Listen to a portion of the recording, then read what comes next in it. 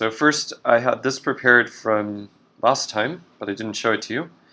This is a little interact. The source code for it is up here, right here. And when I evaluate it, this is what I get. And what it does is computes the multiplicative order of an element, which is something that I hopefully defined.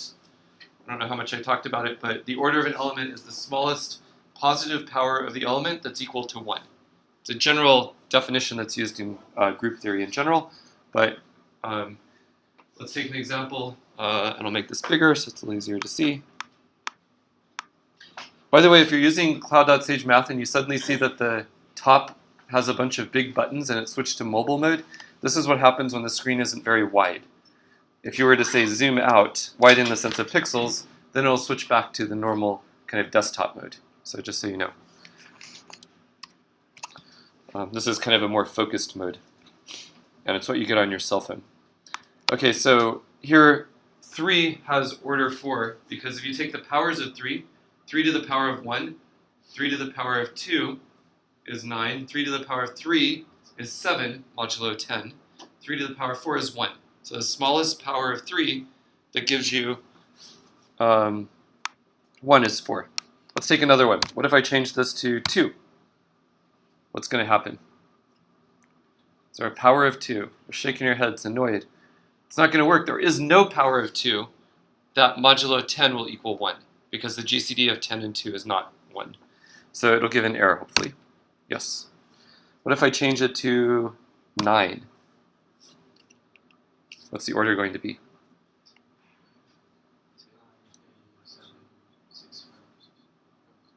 2. Yeah, 9 is minus 1. Minus 1 squared is 1. So it's 2. What is phi of 10? Euler phi of 10. How many numbers are coprimed to 10 up to 10? 4. Because the phi function is multiplicative, so phi of 10 is the same as phi of 2 times phi of 5. Phi of 2 is 1, and phi of 5 is 4. So phi of 10 is 4.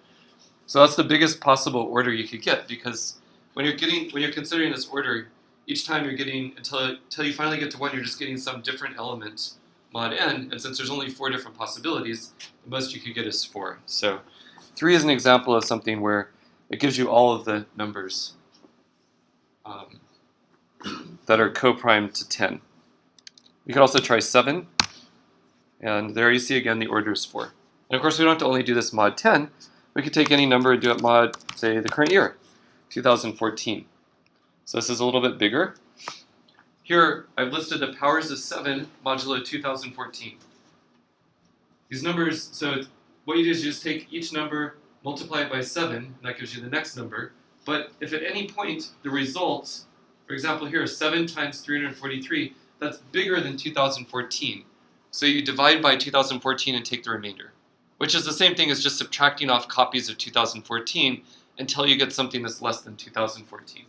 So you get 387, and you just keep doing this, and eventually, look, you get 1. No, actually that's just, I think that it's just, can't be so soon. So it must be 1, it must be 1907. It's just word wrapping, I think. So that can't be 1, because the order is supposed to be 78. But if you keep doing this, eventually somewhere there's a 1 in there. Oh, right here, 17, good. So that should be the 78 thing. This is 7 to the power of 1, 7 to the power of 2, 7 to the power of 78. Okay?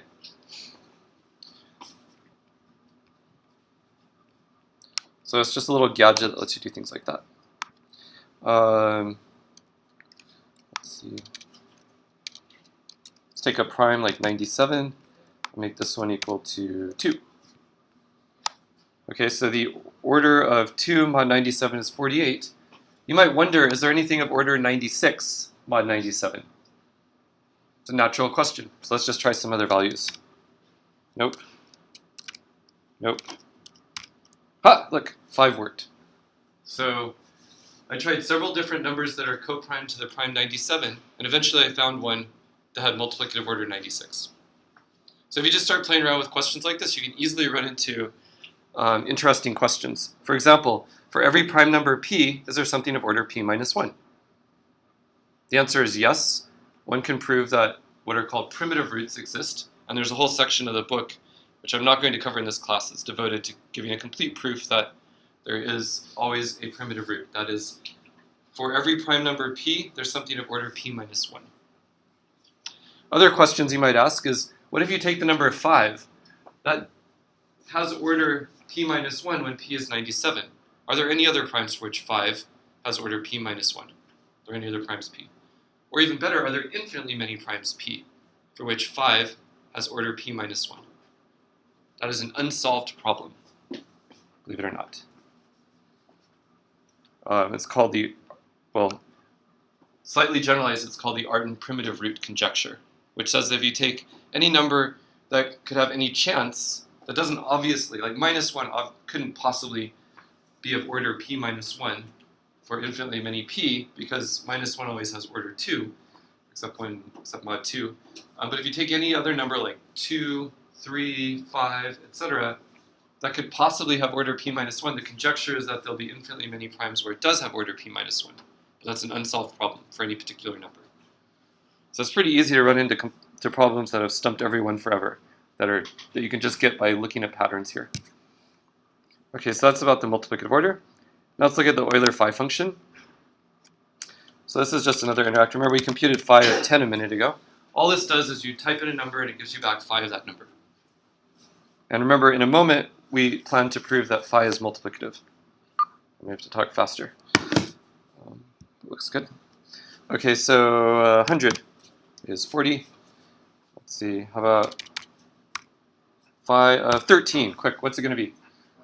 12. Yes, for any prime number p, phi of p is just p minus 1. So that'll be 12. What about 97, which is prime? 96. Yep. Okay, what about 96 times 2? Oh, I already gave it away. Okay, what about 96 times 3? 97 times 3, sorry. What about 97 times 3? Exactly. You just take 96 and multiply it by 2. Which is that number that appeared here. So, and also, if you just type in like some random number, don't start it with a 0 or interpret it as octal, then you can usually compute it pretty quickly. What it does behind the scenes is it factors that integer and then it computes for uses the formula, basically. So if you type in a number with, say, 100 digits, then it's probably not going to be able to factor it quickly, and it will just sit there forever, unable to compute phi of n.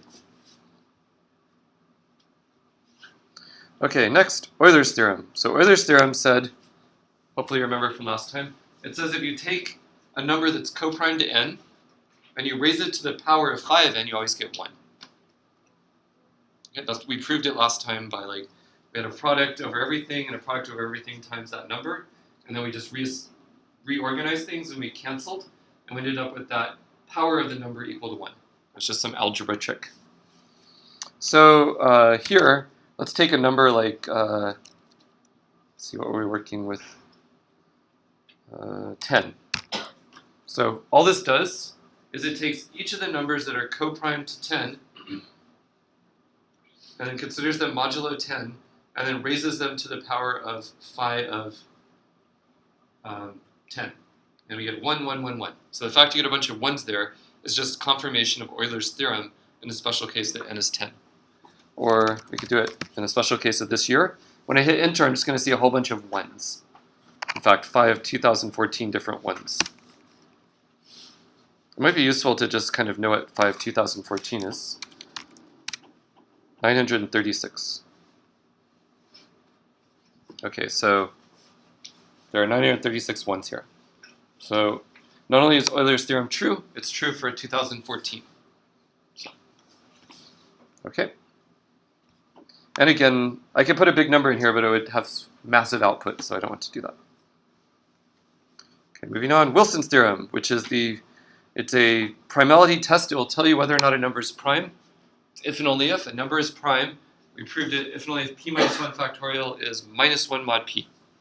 So if we type in a number like 7, then it computes 7 minus 1 factorial, 6 factorial, and then reduces modulo 7 and gets minus 1.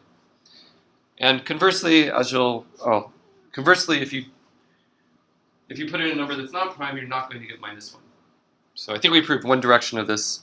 But in fact, in your homework, you're going to prove that if p is not prime, then p minus 1 factorial is just 0 modulo p. But that should be pretty clear if we try a few.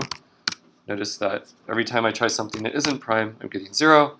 When I try something that is prime, like, whoops, 5077, whoops, then I do get minus 1. This is minus 1 modulo p. So this is, again, just illustrating Wilson's theorem. And it's a primality test. It's deterministic because it always does the same sequence of steps. It always tells you either yes or no, this number is prime or not. It's a horrible primality test, though, because the amount of work it takes is, you have to do basically p steps, on the order of p steps, in order to check whether or not p is prime. So it's got to be the worst primality test imaginable, because a much better primality test is to do trial division up to the square root of p, which is square root of p steps, which is a lot better than p steps, at least. And of course, there are many other primality tests. The best known ones are polynomial in the number of digits of p, which is dramatically better than anything we've talked about so far. Okay, now let me show you the Chinese remainder theorem. So we haven't talked about that yet, but I know many of you are reading in the book or know about it already. Let me make this a little bit bigger again. So let's try out the Chinese remainder theorem. What the Chinese remainder theorem says is that if you have two integers m and n, right here, that are co-prime, where GCD is 1, then there's a solution to the equation x congruent to a mod m and x congruent to b mod n. There's a solution to that system of two equations. In other words, there's some integer x that is simultaneously congruent to a mod m and b mod n for any choice of a and b that you might want to take. And actually, the choice of x is unique modulo m times n. And so a very simple example, I have to reevaluate it. Shift enter. Okay, so now here's a simple example. A is 2, m is 3, b is 3, and n is 5. So we need to find an x that's congruent to 2 mod 3 and to 3 modulo 5. And here we are. At the bottom, it gives you an answer, kind of says something about how it finds it. But 8 is one choice of such a thing.